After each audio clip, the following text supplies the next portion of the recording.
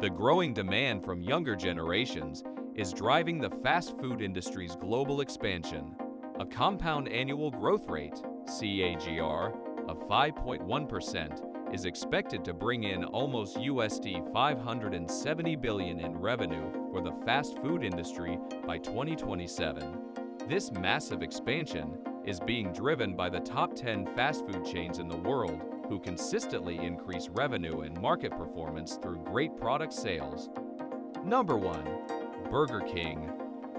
Burger King, which was once the second largest burger business in the US, said that it will close 26 locations, the majority of which are in the Detroit region, and lay off 424 employees. As a result of unforeseen business circumstances, the chain announced that store closings will start on March 17 and last through April 1. The declaration was issued shortly after Tom's King Holdings, a significant Burger King franchisee, filed for Chapter 11 bankruptcy in January. It was formerly regarded as one of the top Burger King franchisees in the nation, but in 2018, it declared bankruptcy and made plans to close 90 of its outlets in Illinois, Pennsylvania, Virginia, and Ohio. Despite being one of the most well-known burger companies in the world, Burger King has recently experienced some financial difficulties. It was surpassed by Wendy's in 2020 to become the nation's second-largest burger franchise.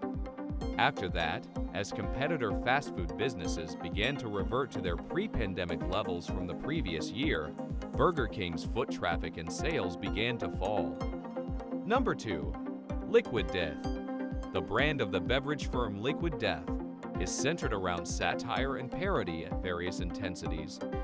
Hyper-aware, Liquid Death approaches every facet of their branding with a tongue-in-cheek attitude, sneering at conventional campaigns, brand systems, packaging, and marketing tactics. Liquid Death persistently exhibits a masterful performance in crafting a truly captivating brand that captivates customers. Liquid Death is essentially the culmination of everything we consumed over the years, tossed into a paper bag, shaken, and watched. Metal concerts, skate videos, Mad Magazine, stand-up by George Carlin, Erie TV commercials, Jackass, design annuals, SNL, Adult Swim. Mike Cesario, co-founder and CEO, witnessed internal marketing firsthand because he was an advertising creative. It dawned on him that all the healthy companies catered only to the same demographic and were dull, uninspired marketers. However, unhealthy brands such as soda, alcohol, and candy were incredibly entertaining and drew consumers in. The thought then evolved into, what if we could take something positive and pretend it wasn't for you? Then, if we made it so entertaining and captivating it might. At least that is the premise of Liquid Death, a 3-year-old firm that after its most recent round of funding is already valued at $700 million. Science Ventures spearheaded the $70 million investment with participation from Live Nation Entertainment Incorporated, comedian Whitney Cummings, and music group Swedish House Mafia. The beverage firm, which was founded in Santa Monica, California, is expected to generate $130 million in revenue this year, up from $45 million in 2021, according to the company. The business debuted in 2019. It distributes water in beer-style cans for retail, internet, and event use. Number 3. Notco. According to people familiar with the company's plans, the Notco Company, which is now leading the plant-based meat and dairy substitute industry in Latin America, is set to complete an $85 million investment round, valuing the business at $250 million. The Santiago-based company has had a string of achievements prior to this most recent round of funding. Notco entered the worldwide market 2 years ago, and since then, it has moved beyond mayonnaise to include milk, ice cream, and hamburgers.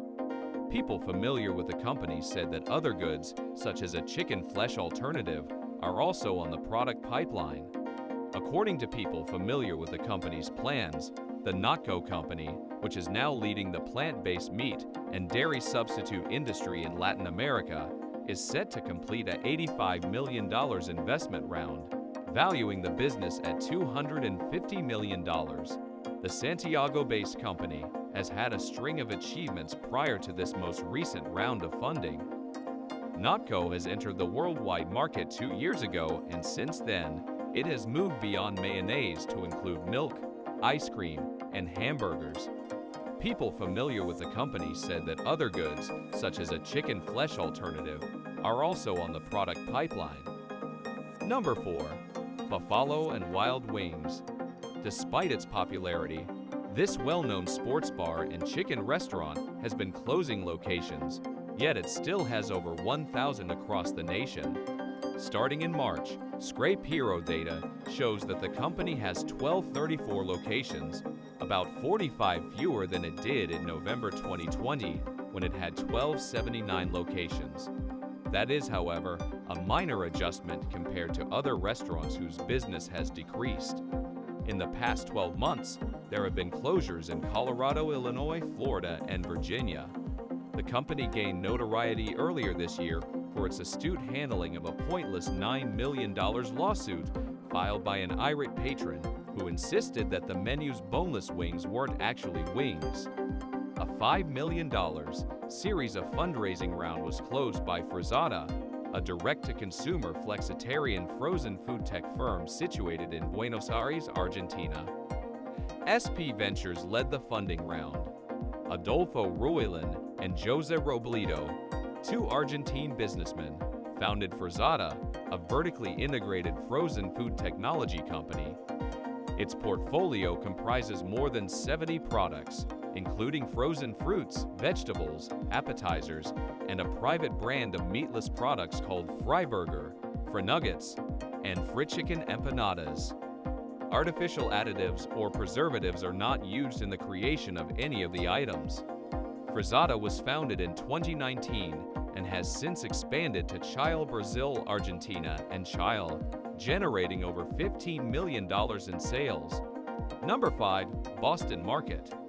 Boston Market today only has roughly 330 shops in the U.S., down from a peak of about 1,200 sites in the 1990s.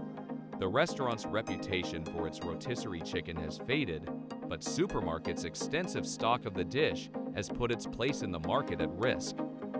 An insider claimed that in 2021, pressure from a staff shortage caused them to walk out, which led to the closure of 10% of all stores. CEO Francis Allen wrote at the time, "We need to make sure our operational structure will support long-term sustainability.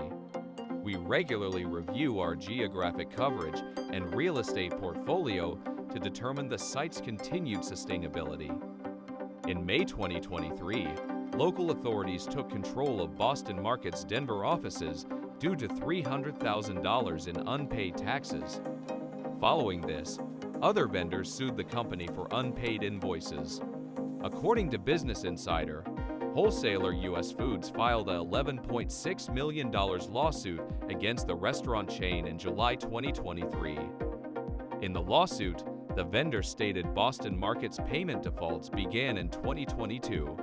According to Nation's Restaurant News, a number of Boston Market outlets had to close because of staff stockpiling food from supermarkets onto restaurant shelves due to terminated or expired vendor contracts.